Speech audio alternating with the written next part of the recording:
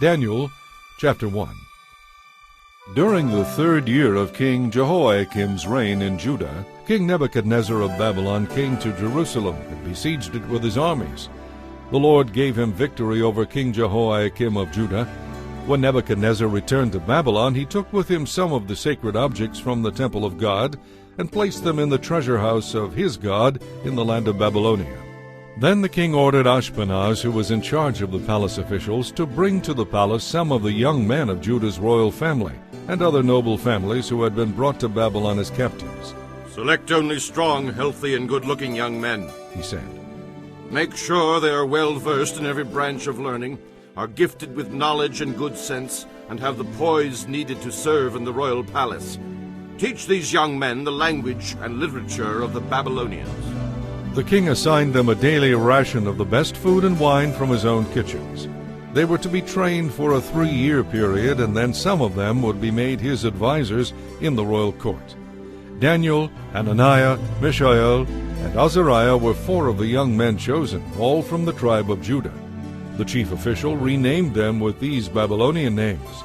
Daniel was called Belteshazzar, Hananiah was called Shadrach, Mishael was called Meshach, Azariah was called Abednego. But Daniel made up his mind not to defile himself by eating the food and wine given to them by the king. He asked the chief official for permission to eat other things instead. Now God had given the chief official great respect for Daniel, but he was alarmed by Daniel's suggestion. "My lord, the king has ordered that you eat this food and wine," he said. "If you become pale and thin compared to the other youths your age, I am afraid the king will have me beheaded for neglecting my duties." Daniel talked it over with the attendant who had been appointed by the chief official to look after Daniel, Hananiah, Mishael, and Azariah. "Test us for 10 days on a diet of vegetables and water," Daniel said. "At the end of 10 days, see how we look compared to the other young men who are eating the king's rich food. Then you can decide whether or not to let us continue eating our diet." So the attendant agreed to Daniel's suggestion and tested them for 10 days. At the end of the 10 days, Daniel and his 3 friends looked healthier and better nourished than the young men who had been eating the food assigned by the king. So after that the attendant fed them only vegetables instead of the rich foods and wines. God gave these 4 young men an unusual aptitude for learning the literature and science of the time. And God gave Daniel special ability in understanding the meanings of visions and dreams. When the 3-year training period ordered by the king was completed, the chief official brought all the young men to King Nebuchadnezzar. The king talked with each of them, and none of them impressed him as much as Daniel, Hananiah, Mishael, and Azariah. So they were appointed to his regular staff of advisers. In all matters requiring wisdom and balanced judgment, the king found the advice of these young men to be 10 times better than that of all the magicians and enchanters in his entire kingdom. Daniel remained there until the 1st year of King Cyrus's reign. Chapter 2. One night during the 2nd year of his reign, Nebuchadnezzar had a dream that disturbed him so much that he couldn't sleep.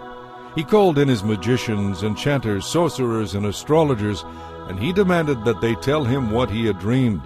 As they stood before the king, he said, "I have had a dream that troubles me. Tell me what I dreamed, for I must know what it means." Then the astrologers answered the king in Aramaic, "Long live the king! Tell us the dream, and we will tell you what it means." But the king said to the astrologers, "I am serious about this. If you don't tell me what my dream was and what it means, you will be torn limb from limb, and your houses will be demolished into heaps of rubble. But if you tell me what I dreamed and what the dream means, I will give you many wonderful gifts and honors. Just tell me the dream and what it means." They said again, "Please, your majesty, tell us the dream, and we will tell you what it means." The king replied, "I can see through your trick. You're trying to stall for time because you know I am serious about what I said. If you don't tell me the dream, you will be condemned. You have conspired to tell me lies in hopes that something will change. But tell me the dream, and then I will know that you can tell me what it means." The astrologers replied to the king, "There isn't a man alive who can tell your majesty his dream, and no king, however great and powerful, has ever asked such a thing of any magician, enchanter, or astrologer. This is an impossible thing the king requires. No one except the gods can tell you your dream, and they do not live among people." The king was furious when he heard this, and he sent out orders to execute all the wise men of Babylon. And because of the king's decree, men were sent to find and kill Daniel and his friends. When Arioch, the commander of the king's guard, came to kill them, Daniel handled the situation with wisdom and discretion. He asked Arioch, "Why has the king issued such a harsh decree?" So Arioch told him all that had happened. Daniel went at once to see the king and requested more time so he could tell the king what the dream meant. Then Daniel went home and told his friends Hananiah, Mishael, and Azariah what had happened. He urged them to ask the God of heaven to show them his mercy by telling them the secret, so they would not be executed along with the other wise men of Babylon. That night the secret was revealed to Daniel in a vision. Then Daniel praised the God of heaven, saying, "Praise the name of God forever and ever, for he alone has all wisdom and power. He determines the course of world events. He removes kings and sets others on the throne. He gives wisdom to the wise and knowledge to the scholars. He reveals deep and mysterious things and knows what lies hidden in darkness, though he himself is surrounded by light. I thank and praise you, God of my ancestors, for you have given me wisdom and strength. You have told me what we asked of you and revealed to us what the king demanded." Then Daniel went in to see Arioch, who had been ordered to execute the wise men of Babylon. Daniel said to him, "Don't kill the wise men. Take me to the king, and I will tell him the meaning of his dream." Then Arioch quickly took Daniel to the king and said, "I have found one of the captives from Judah who will tell your majesty the meaning of your dream." The king said to Daniel, also known as Belteshazzar, "Is this true? Can you tell me what my dream was and what it means?" Daniel replied, "There are no wise men, enchanters, magicians, or fortune-tellers who can tell the king such things. But there is a God in heaven who reveals secrets, and he has shown King Nebuchadnezzar what will happen in the future. Now I will tell you your dream, and the visions you saw as you lay on your bed. While your majesty was sleeping, you dreamed about coming events. The revealer of mysteries has shown you what is going to happen, and it is not because I am wiser than any living person that I know the secret of your dream, but because God wanted you to understand what you were thinking about, your majesty. In your vision you saw in front of you a huge and powerful statue of a man, shining brilliantly, frightening and awesome. The head of the statue was made of fine gold. Its chest and arms were of silver. Its belly and thighs were of bronze. Its legs were of iron, and its feet were a combination of iron and clay. But as you watched, a rock was cut from a mountain by supernatural means. It struck the feet of iron and clay, smashing them to bits. The whole statue collapsed into a heap of iron, clay, bronze, silver, and gold. The pieces were crushed as small as chaff on a threshing floor, and the wind blew them all away without a trace. But the rock that knocked the statue down became a great mountain that covered the whole earth. That was the dream. Now I will tell your majesty what it means. Your majesty, you are a king over many kings. The God of heaven has given you sovereignty, power, strength, and honor. He has made you the ruler over all the inhabited world and has put even the animals and birds under your control. You are the head of gold. But after your kingdom comes to an end, another great kingdom, inferior to yours, will rise to take your place. After that kingdom has fallen, yet a third great kingdom, represented by the bronze belly and thighs, will rise to rule the world. Following that kingdom, there will be a fourth great kingdom, as strong as iron. That kingdom will smash and crush all previous empires, just as iron smashes and crushes everything it strikes. The feet and toes you saw that were a combination of iron and clay show that this kingdom will be divided. Some parts of it will be as strong as iron, and others as weak as clay. This mixture of iron and clay also shows that these kingdoms will try to strengthen themselves by forming alliances with each other through intermarriage, but this will not succeed, just as iron and clay do not mix. During the reigns of those kings, the God of heaven will set up a kingdom that will never be destroyed. No one will ever conquer it. It will shatter all these kingdoms into nothingness, but it will stand forever. That is the meaning of the rock cut from the mountain by supernatural means, crushing to dust the statue of iron, bronze, clay, silver, and gold. The great God has shown your majesty what will happen in the future. The dream is true, and its meaning is certain. Then King Nebuchadnezzar bowed to the ground before Daniel and worshipped him, and he commanded his people to offer sacrifices and burn sweet incense before him. The king said to Daniel, "Truly, your God is the God of gods, the Lord over kings, a revealer of mysteries, for you have been able to reveal this secret." Then the king appointed Daniel to a high position and gave him many valuable gifts. He made Daniel ruler over the whole province of Babylon, as well as chief over all his wise men. At Daniel's request, the king appointed Shadrach, Meshach, and Abednego to be in charge of all the affairs of the province of Babylon, while Daniel remained in the king's court. Chapter 3. King Nebuchadnezzar made a gold statue 90 feet tall and 9 feet wide, and set it up on the plain of Dura in the province of Babylon. Then he sent messages to the princes, prefects, governors, advisers, counselors, judges, magistrates, and all the provincial officials to come to the dedication of the statue he had set up. When all these officials had arrived and were standing before the image King Nebuchadnezzar had set up, a herald shouted out, People of all races and nations and languages, listen to the king's command. When you hear the sound of the horn, flute, zither, lyre, harp, pipes, and other instruments, bow to the ground to worship King Nebuchadnezzar's gold statue. Anyone who refuses to obey will immediately be thrown into a blazing furnace.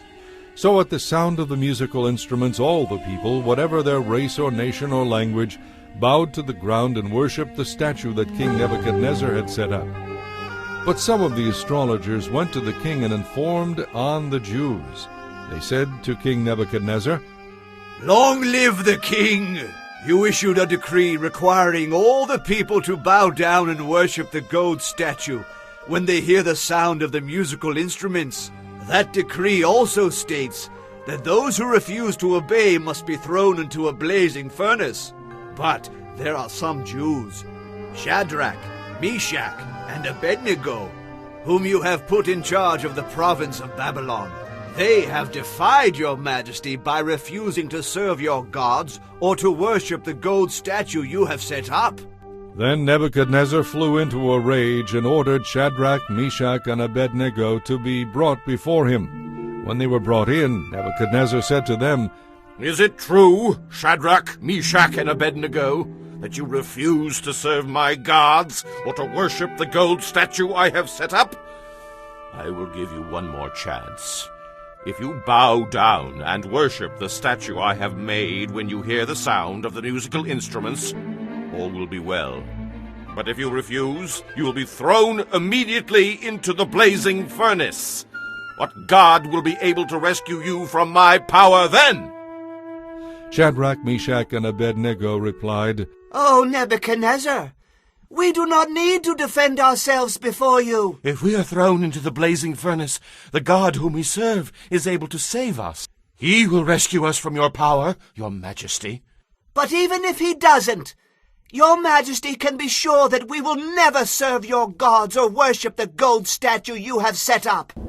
Nebuchadnezzar was so furious with Shadrach, Meshach, and Abednego that his face became distorted with rage. He commanded that the furnace be heated 7 times hotter than usual. Then he ordered some of the strongest men of his army to bind Shadrach, Meshach, and Abednego and throw them into the blazing furnace. So they tied them up and threw them into the furnace fully clothed. And because the king in his anger had demanded such a hot fire in the furnace, the flames leaped out and killed the soldiers as they threw the 3 men in. So Shadrach, Meshach, and Abednego, securely tied, fell down into the roaring flames. But suddenly, as he was watching, Nebuchadnezzar jumped up in amazement and exclaimed to his advisers, Didn't we tie up 3 men and throw them into the furnace? Yes, they said. we did indeed, your majesty. Look, Nebuchadnezzar shouted. I see 4 men unbound walking around in the fire. They aren't even hurt by the flames. and the fourth looks like a divine being. Then Nebuchadnezzar came as close as he could to the door of the flaming furnace and shouted, Shadrach, Meshach, and Abednego, servants of the Most High God, come out! Come here! So Shadrach, Meshach, and Abednego stepped out of the fire. Then the princes, prefects, governors, and advisers crowded around them and saw that the fire had not touched them. Not a hair on their heads was singed, and their clothing was not scorched. They didn't even smell of smoke. Then Nebuchadnezzar said, Praise to the God of Shadrach, Meshach, and Abednego. He sent his angel to rescue his servants who trusted in him. They defied the king's command and were willing to die rather than serve or worship any god except their own God. Therefore I make this decree.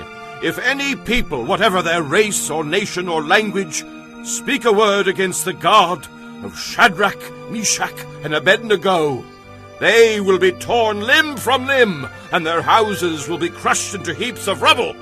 There is no other God who can rescue like this. Then the king promoted Shadrach, Meshach, and Abednego to even higher positions in the province of Babylon. Chapter 4. King Nebuchadnezzar sent this message to the people of every race and nation and language throughout the world. Peace and prosperity to you. I want you all to know about the miraculous signs and wonders the Most High God has performed for me. How great are his signs, how powerful his wonders. His kingdom will last forever, his rule through all generations. I, Nebuchadnezzar, was living in my palace in comfort and prosperity. But one night I had a dream that greatly frightened me. I saw visions that terrified me as I lay in my bed. So I issued an order calling in all the wise men of Babylon, so they could tell me what my dream meant. When all the magicians, enchanters, astrologers, and fortune-tellers came in, I told them the dream, but they could not tell me what it meant. At last, Daniel came in before me, and I told him the dream. He was named Belteshazzar, after my God, and the spirit of the holy gods is in him.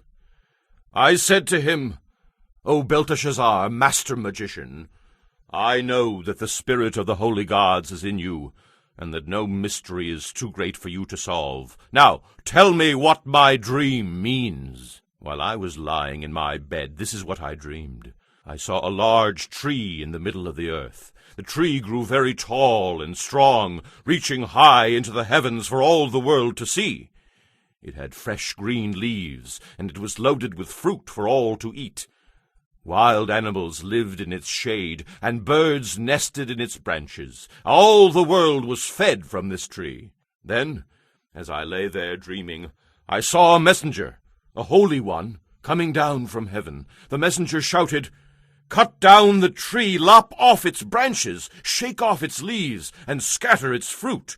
Chase the animals from its shade, and the birds from its branches, but leave the stump and the roots in the ground, bound with a band of iron and bronze and surrounded by tender grass. Now let him be drenched with the dew of heaven, and let him live like an animal among the plants of the fields. For 7 periods of time let him have the mind of an animal instead of a human. For this has been decreed by the messengers, it is commanded by the holy ones. The purpose of this decree is that the whole world may understand that the Most High rules over the kingdoms of the world and gives them to anyone he chooses, even to the lowliest of humans. O Belteshazzar, that was the dream that I, King Nebuchadnezzar, had. Now tell me what it means, for no one else can help me. All the wisest men of my kingdom have failed me, but you can tell me, because the spirit of the holy gods is in you. Upon hearing this, Daniel, also known as Belteshazzar, was overcome for a time, aghast at the meaning of the dream. Finally the king said to him, Belteshazzar, don't be alarmed by the dream and what it means. Belteshazzar replied, Oh, how I wish the events foreshadowed in this dream would happen to your enemies, my lord. and not to you. You saw a tree growing very tall and strong, reaching high into the heavens for all the world to see. It had fresh green leaves, and it was loaded with fruit for all to eat. Wild animals lived in its shade, and birds nested in its branches. That tree, your majesty, is you. For you have grown strong and great. Your greatness reaches up to heaven, and your rule to the ends of the earth. Then you saw a messenger, a holy one, coming down from heaven and saying, Cut down the tree and destroy it, but leave the stump and the roots in the ground, bound with a band of iron and bronze and surrounded by tender grass. Let him be drenched with the dew of heaven. Let him eat grass with the animals of the field for 7 periods of time. This is what the dream means, your majesty, and what the Most High has declared will happen to you. You will be driven from human society, and you will live in the fields with the wild animals. You will eat grass like a cow, and you will be drenched with the dew of heaven. 7 periods of time will pass while you live this way, until you learn that the Most High rules over the kingdoms of the world and gives them to anyone he chooses. But the stump and the roots were left in the ground. This means that you will receive your kingdom back again when you have learned that heaven rules. O King Nebuchadnezzar, please listen to me. Stop sinning and do what is right. Break from your wicked past by being merciful to the poor. Perhaps then you will continue to prosper. But all these things did happen to King Nebuchadnezzar. 12 months later he was taking a walk on the flat roof of the royal palace in Babylon. As he looked out across the city, he said, Just look at this great city of Babylon. I, by my own mighty power, have built this beautiful city as my royal residence, and as an expression of my royal splendor. While he was still speaking these words, a voice called down from heaven, O King Nebuchadnezzar, this message is for you. You are no longer ruler of this kingdom. You will be driven from human society. You will live in the fields with the wild animals, and you will eat grass like a cow. 7 periods of time will pass while you live this way, until you learn that the Most High rules over the kingdoms of the world and gives them to anyone he chooses. That very same hour the prophecy was fulfilled, and Nebuchadnezzar was driven from human society. He ate grass like a cow, and he was drenched with the dew of heaven. He lived this way until his hair was as long as eagle's feathers, and his nails were like birds' claws. After this time had passed, I, Nebuchadnezzar, looked up to heaven. My sanity returned, and I praised and worshipped the Most High, and honored the One who lives forever. His rule is everlasting, and his kingdom is eternal. All the people of the earth are nothing compared to him. He has the power to do as he pleases among the angels of heaven and with those who live on earth. No one can stop him or challenge him, saying, What do you mean by doing these things? When my sanity returned to me, so did my honor and glory and kingdom. My advisers and officers sought me out, and I was re-established as head of my kingdom with even greater honor than before. Now I, Nebuchadnezzar, praise and glorify and honor the King of heaven. All his acts are just and true, and he is able to humble those who are proud. Chapter 5. A number of years later, King Belshazzar gave a great feast for 1,000 of his nobles, and drank wine with them. While Belshazzar was drinking, he gave orders to bring in the gold and silver cups that his predecessor, Nebuchadnezzar, had taken from the temple in Jerusalem, so that he and his nobles, his wives, and his concubines might drink from them. So they brought these gold cups taken from the temple of God in Jerusalem, and the king and his nobles, his wives, and his concubines drank from them. They drank toasts from them to honor their idols made of gold, silver, bronze, iron, wood, and stone. At that very moment they saw the fingers of a human hand writing on the plaster wall of the king's palace, near the lampstand. The king himself saw the hand as it wrote, and his face turned pale with fear. Such terror gripped him that his knees knocked together and his legs gave way beneath him. The king shouted for the enchanters, astrologers, and fortune-tellers to be brought before him. He said to these wise men of Babylon, "Whoever can read this writing and tell me what it means will be dressed in purple robes of royal honor and will wear a gold chain around his neck. He will become the third highest ruler in the kingdom." But when all the king's wise men came in, none of them could read the writing or tell him what it meant. So the king grew even more alarmed, and his face turned ashen white. His nobles, too, were shaken. But when the queen mother heard what was happening, she hurried to the banquet hall. She said to Belshazzar, "Long live the king! Don't be so pale and afraid about this. There is a man in your kingdom who has within him the spirit of the holy gods. During Nebuchadnezzar's reign, this man was found to have insight, understanding, and wisdom as though he himself were a god. Your predecessor, King Nebuchadnezzar, made him chief over all the magicians, enchanters, astrologers, and fortune-tellers of Babylon. This man Daniel, whom the king named Belteshazzar, has a sharp mind and is filled with divine knowledge and understanding. He can interpret dreams, explain riddles, and solve difficult problems. Call for Daniel, and he will tell you what the writing means." So Daniel was brought in before the king. The king asked him, "Are you Daniel, who was exiled from Judah by my predecessor, King Nebuchadnezzar? I have heard that you have the spirit of the gods within you, and that you are filled with insight, understanding, and wisdom. My wise men and enchanters have tried to read this writing on the wall, but they cannot. I am told that you can give interpretations and solve difficult problems. If you can read these words and tell me their meaning, you will be clothed in purple robes of royal honor, and you will wear a gold chain around your neck. You will become the third highest ruler in the kingdom." Daniel answered the king, Keep your gifts, or give them to someone else. But I will tell you what the writing means. Your Majesty, the Most High God gave sovereignty, majesty, glory, and honor to your predecessor, Nebuchadnezzar. He made him so great that people of all races and nations and languages trembled before him in fear. He killed those he wanted to kill, and spared those he wanted to spare. He honored those he wanted to honor, and disgraced those he wanted to disgrace. But when his heart and mind were hardened with pride, he was brought down from his royal throne and stripped of his glory. He was driven from human society. He was given the mind of an animal, and he lived among the wild donkeys.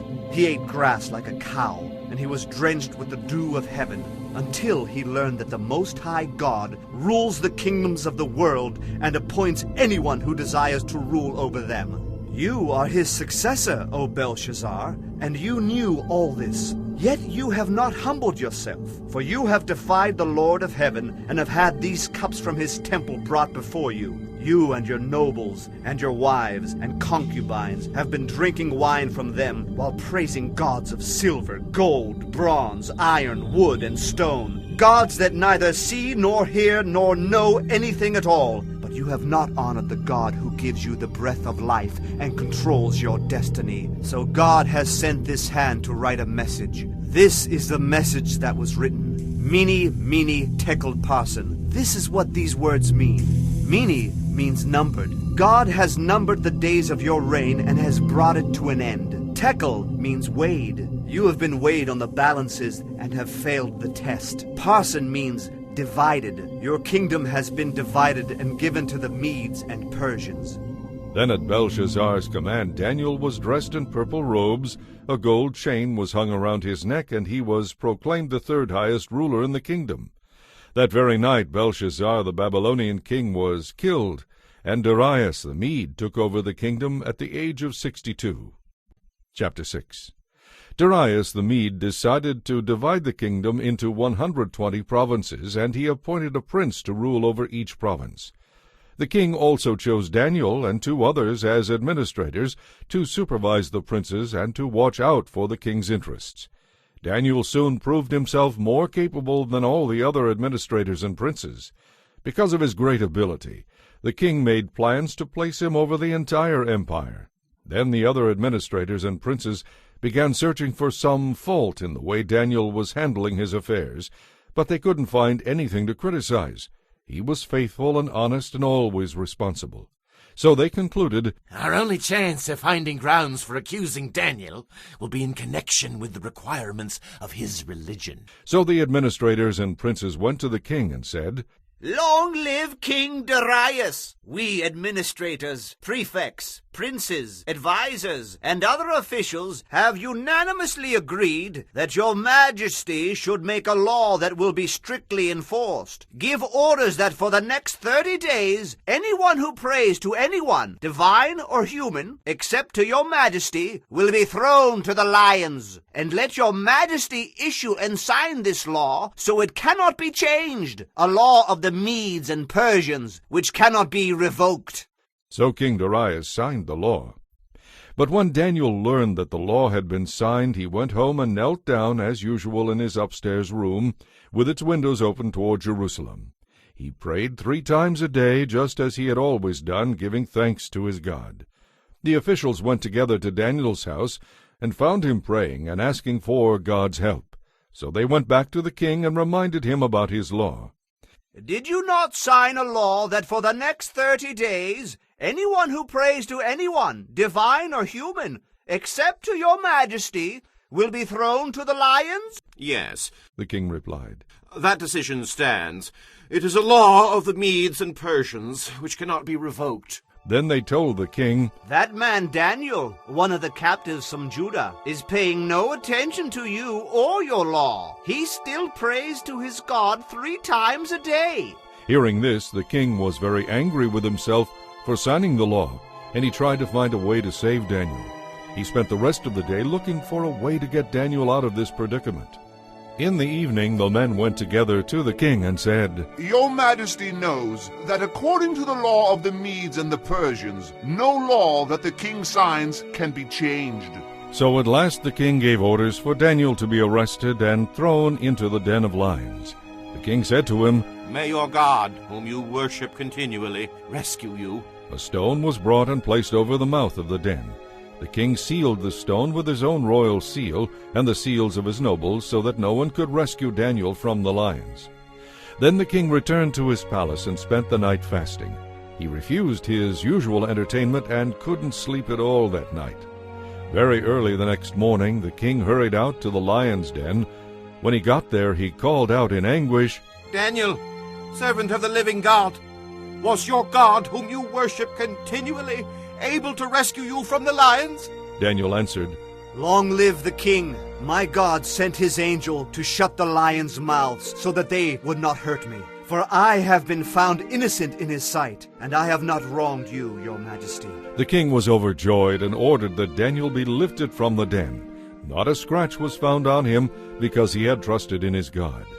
Then the king gave orders to arrest the men who had maliciously accused Daniel.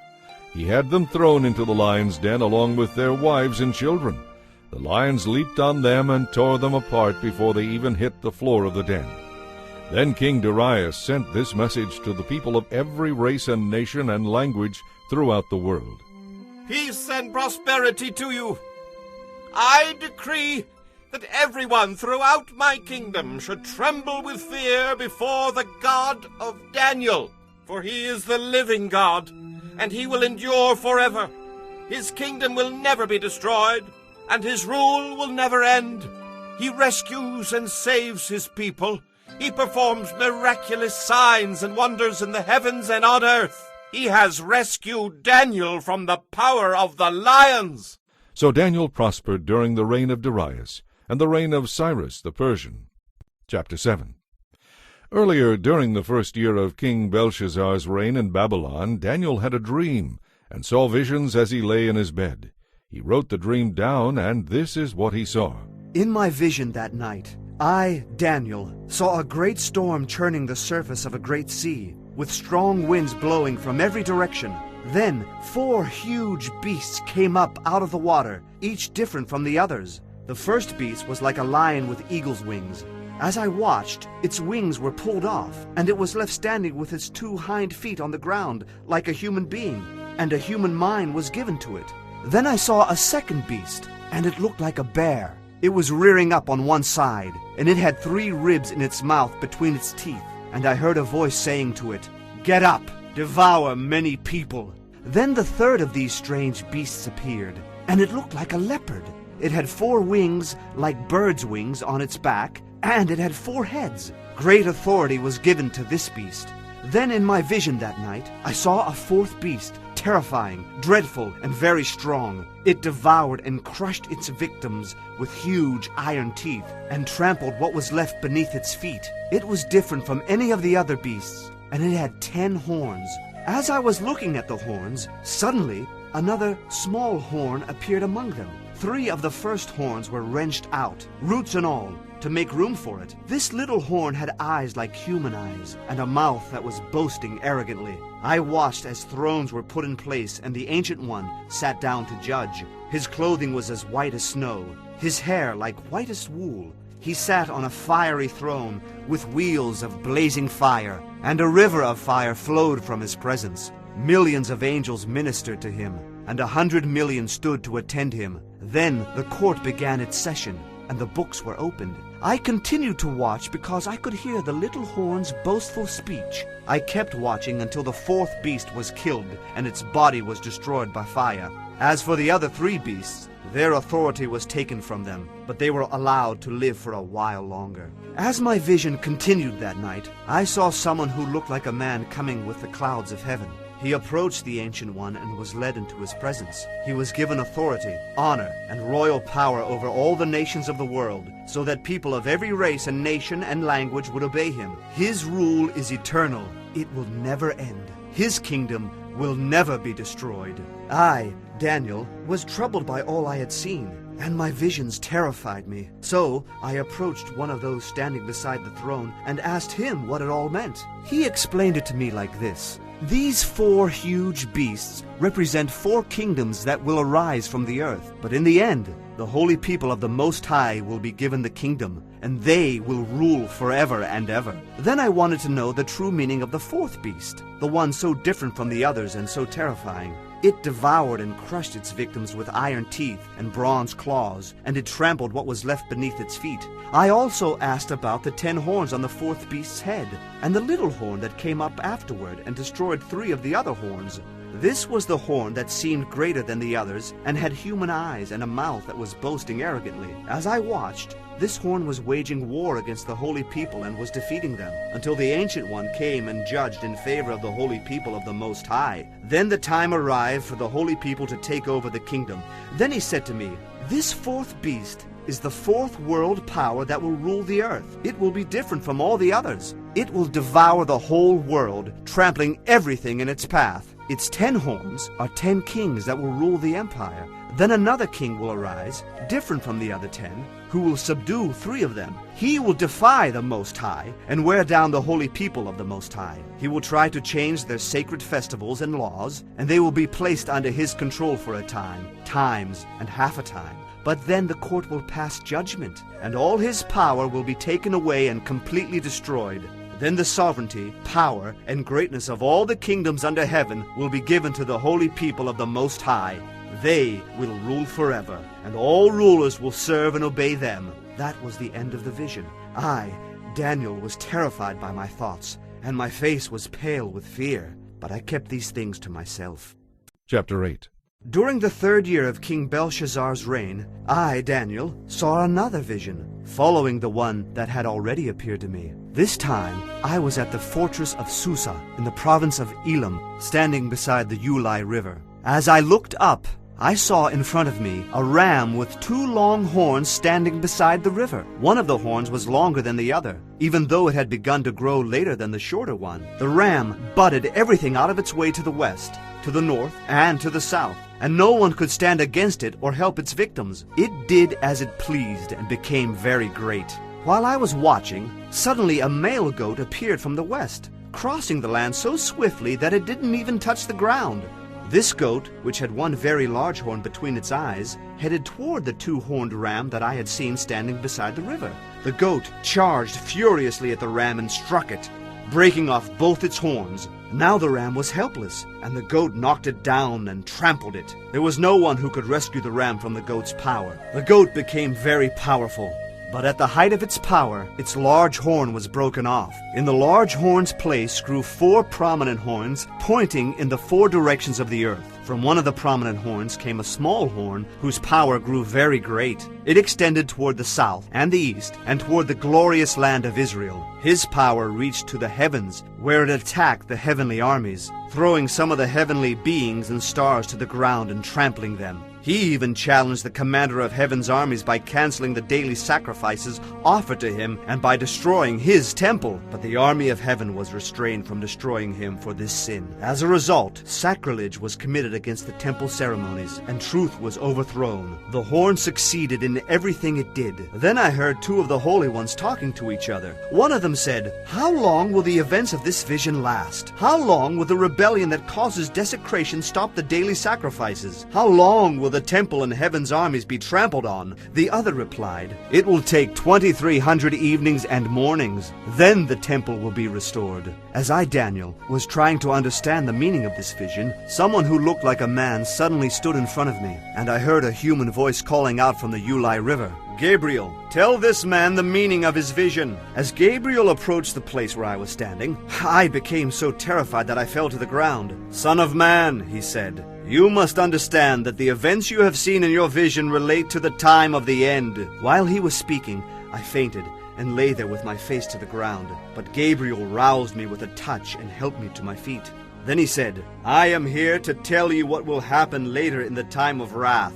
What you have seen pertains to the very end of time. The 2-horned ram represents the kings of Media and Persia. The shaggy male goat represents the king of Greece. And the large horn between its eyes represents the first king of the Greek Empire. The 4 prominent horns that replace the 1 large horn show that the Greek Empire will break into 4 sections with 4 kings, none of them as great as the first. At the end of their rule, when their sin is at its height, a fierce king, a master of intrigue, will rise to power. He will become very strong, but not by his own power. He will cause a shocking amount of destruction and succeed in everything he does. He will destroy powerful leaders and devastate the holy people. He will be a master of deception, defeating many by catching them off guard. Without warning, he will destroy them. He will even take on the Prince of Princes in battle, but he will be broken, though not by human power.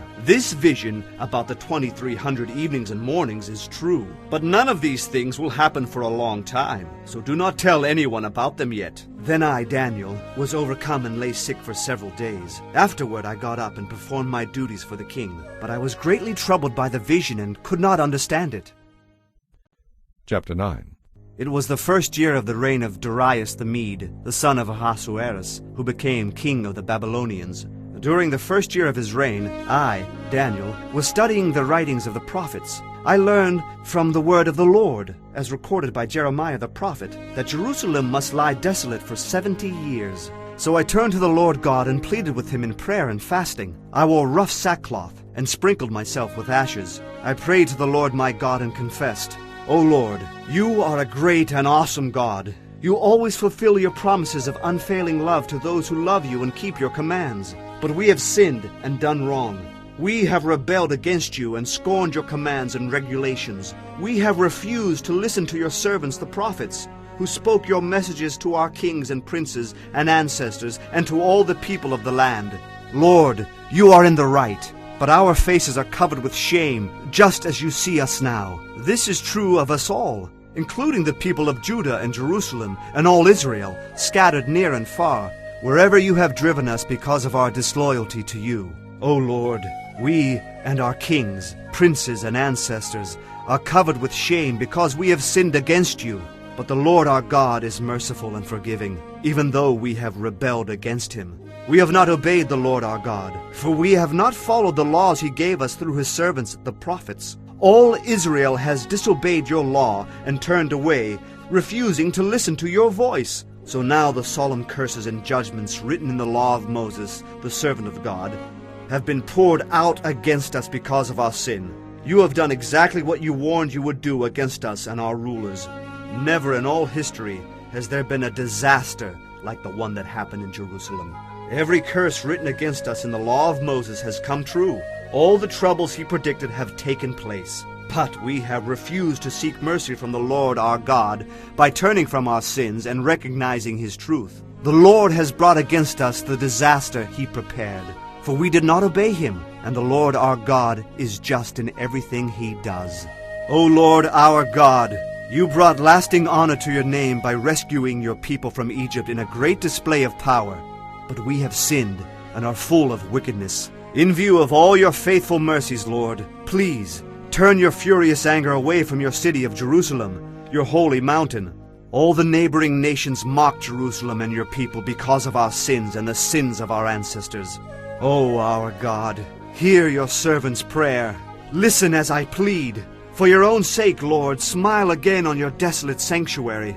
O my God, listen to me and hear my request. Open your eyes and see our wretchedness. See how your city lies in ruins, for everyone knows that it is yours. We do not ask because we deserve help, but because you are so merciful. O Lord, hear. O Lord, forgive. O Lord, listen and act. For your own sake, O my God, do not delay, for your people and your city bear your name. I went on praying and confessing my sin and the sins of my people, pleading with the Lord my God for Jerusalem, his holy mountain. As I was praying, Gabriel, whom I had seen in the earlier vision, came swiftly to me at the time of the evening sacrifice. He explained to me, Daniel, I have come here to give you insight and understanding. The moment you began praying, a command was given. I am here to tell you what it was, for God loves you very much. Now listen, so you can understand the meaning of your vision. A period of 70 sets of 7 has been decreed for your people and your holy city to put down rebellion, to bring an end to sin, to atone for guilt, to bring in everlasting righteousness, to confirm the prophetic vision, and to anoint the most holy place. Now listen and understand. 7 sets of 7 plus 62 sets of 7 will pass from the time the command is given to rebuild Jerusalem until the Anointed One comes. Jerusalem will be rebuilt with streets and strong defenses, despite the perilous times. After this period of 62 sets of 7, the Anointed One will be killed, appearing to have accomplished nothing, and a ruler will arise whose armies will destroy the city and the temple.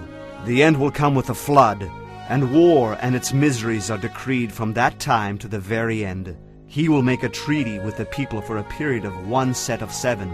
But after half this time, he will put an end to the sacrifices and offerings. Then, as a climax to all his terrible deeds, he will set up a sacrilegious object that causes desecration, until the end that has been decreed is poured out on this defiler. Chapter 10. In the 3rd year of the reign of King Cyrus of Persia, Daniel, also known as Belteshazzar, had another vision. It concerned events certain to happen in the future, times of war and great hardship, and Daniel understood what the vision meant. When this vision came to me, I, Daniel, had been in mourning for 3 weeks. All that time I had eaten no rich food or meat, had drunk no wine, and had used no fragrant oils.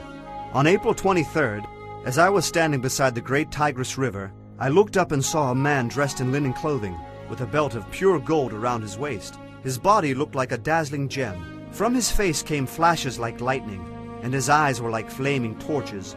His arms and feet shone like polished bronze, and his voice was like the roaring of a vast multitude of people. I, Daniel, am the only one who saw this vision. The men with me saw nothing, but they were suddenly terrified and ran away to hide. So I was left there all alone to watch this amazing vision. My strength left me, my face grew deathly pale, and I felt very weak. When I heard him speak, I fainted and lay there with my face to the ground. Just then a hand touched me and lifted me, still trembling, to my hands and knees, and the man said to me, O Daniel, greatly loved of God, listen carefully to what I have to say to you. Stand up, for I have been sent to you. When he said this to me, I stood up, still trembling with fear. Then he said, Don't be afraid, Daniel. Since the first day you began to pray for understanding and to humble yourself before your God, your request has been heard in heaven. I have come in answer to your prayer. But for 21 days the spirit prince of the kingdom of Persia blocked my way. Then Michael, one of the archangels, came to help me, and I left him there with the spirit prince of the kingdom of Persia. Now I am here to explain what will happen to your people in the future, for this vision concerns a time yet to come. While he was speaking to me, I looked down at the ground, unable to say a word. Then the one who looked like a man touched my lips, and I opened my mouth and began to speak. I said to the one standing in front of me, "I am terrified by the vision I have seen, my lord, and I am very weak. How can someone like me, your servant, talk to you, my lord? My strength is gone, and I can hardly breathe." Then the one who looked like a man touched me again, and I felt my strength returning. "Don't be afraid," he said, "for you are deeply loved by God. Be at peace. Take heart and be strong." As he spoke these words, I suddenly felt stronger and said to him, "Now you may speak, my lord, for you have strengthened me." He replied, "Do you know why I have come? Soon I must return to fight against the spirit prince of the kingdom of Persia, and then against the spirit prince of the kingdom of Greece. But before I do that, I will tell you what is written in the book of truth. There is no one to help me against these spirit princes except Michael, your spirit prince. I have been standing beside Michael as his support and defense since the first year of the reign of Darius the Mede." Chapter 11. Now then, I will reveal the truth to you. 3 more Persian kings will reign, to be succeeded by a 4th, far richer than the others. Using his wealth for political advantage, he will stir up everyone to war against the kingdom of Greece. Then a mighty king will rise to power, who will rule a vast kingdom and accomplish everything he sets out to do. But at the height of his power, his kingdom will be broken apart and divided into 4 parts. It will not be ruled by the king's descendants, nor will the kingdom hold the authority it once had, for his empire will be uprooted and given to others. The king of the south will increase in power, but one of this king's own officials will become more powerful than he, and will rule his kingdom with great strength. Some years later, an alliance will be formed between the king of the north and the king of the south. The daughter of the king of the south will be given in marriage to the king of the north to secure the alliance.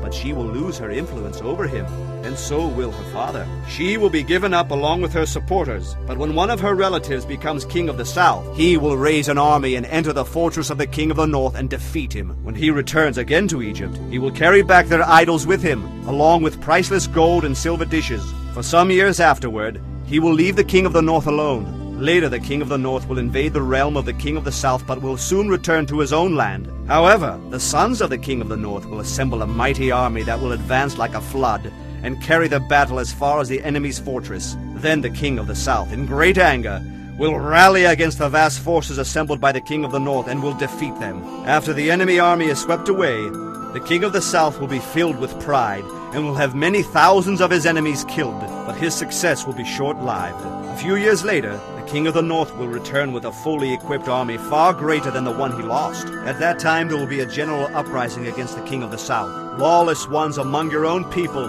will join them in order to fulfill the vision, but they will not succeed. Then the king of the north will come and lay siege to a fortified city and capture it. The best troops of the south will not be able to stand in the face of the onslaught.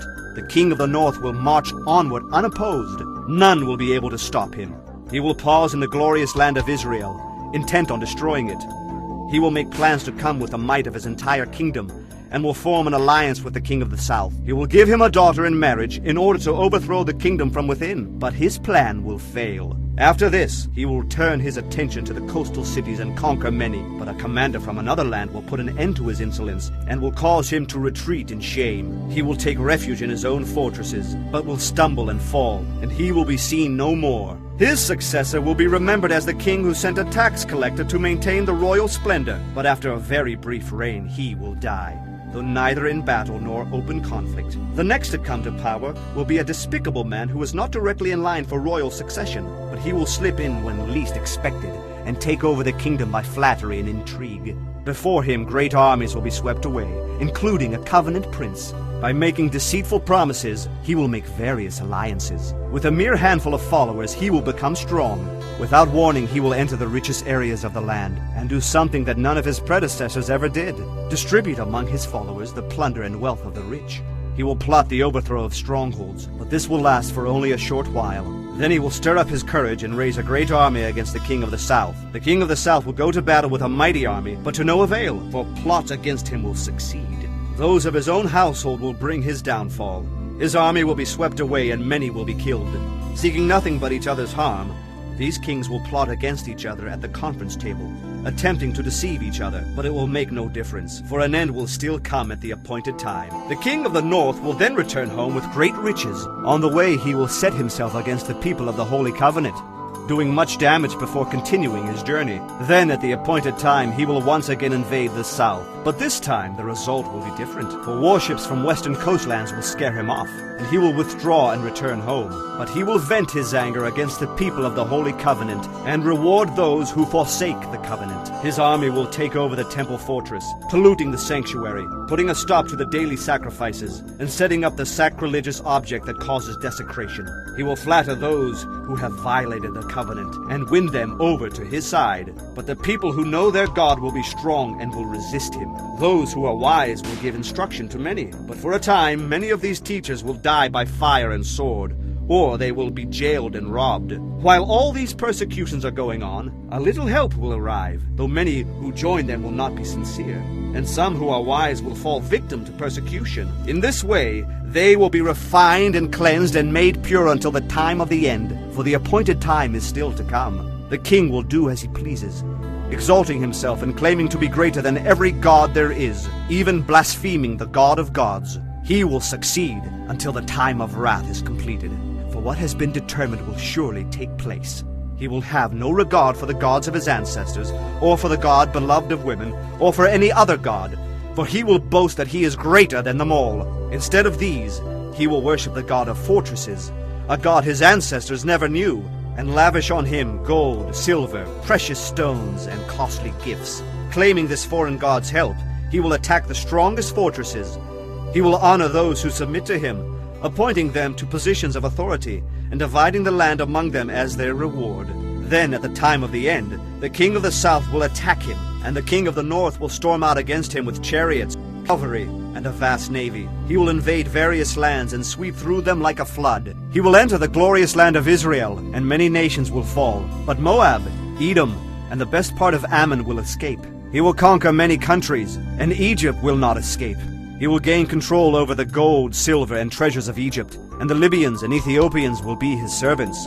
But then news from the east and the north will alarm him, and he will set out in great anger to destroy many as he goes. He will halt between the glorious holy mountain and the sea, and will pitch his royal tents there. But while he is there, his time will suddenly run out, and there will be no one to help him. Chapter 12. At that time Michael the archangel, who stands guard over your nation, will arise. Then there will be a time of anguish greater than any since nations first came into existence. But at that time every one of your people, whose name is written in the book, will be rescued. Many of those whose bodies lie dead and buried will rise up, some to everlasting life, and some to shame and everlasting contempt. Those who are wise will shine as bright as the sky, and those who turn many to righteousness will shine like stars forever. But you, Daniel, keep this prophecy a secret. Seal up the book until the time of the end. Many will rush here and there, and knowledge will increase. Then I, Daniel, looked and saw two others standing on opposite banks of the river. One of them asked the man dressed in linen, who was now standing above the river, "How long will it be until these shocking events happen?" The man dressed in linen, who was standing above the river, raised both his hands toward heaven and took his solemn oath by the one who lives forever. "It will go on for a time, times and half a time. When the shattering of the holy people has finally come to an end, all these things will have happened." I heard what he said, but I did not understand what he meant. So I asked, "How will all this finally end, my lord?" But he said, "Go now, Daniel, for what I have said is for the time of the end. Many will be purified, cleansed, and refined by these trials, but the wicked will continue in their wickedness, and none of them will understand. Only those who are wise will know what it means.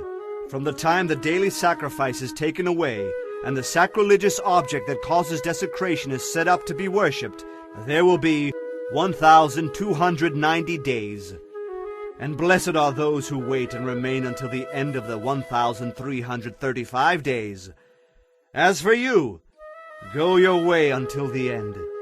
You will rest, and then at the end of the days, you will rise again to receive the inheritance set aside for you."